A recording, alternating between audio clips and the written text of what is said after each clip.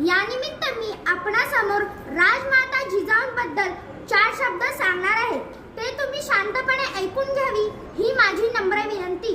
हिंदवी स्वराज्याचे संस्थापक छत्रपती शिवाजीराजे व प्रतापवीर संभाजी महाराज या 2 छत्रपतींना घडविणाऱ्या आदर्श राजमाता जिजाऊ होत्या.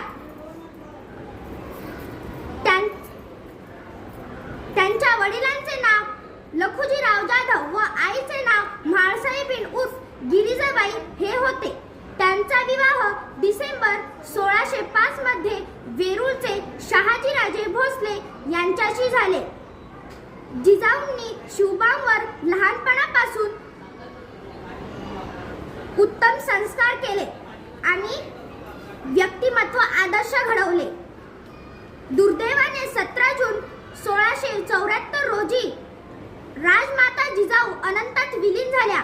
या थोर नेत्याला माझे कोटी कोटी प्रणाम. जय जिजाऊ, जय शिवराय, जय महाराष्ट्र. धन्यवाद.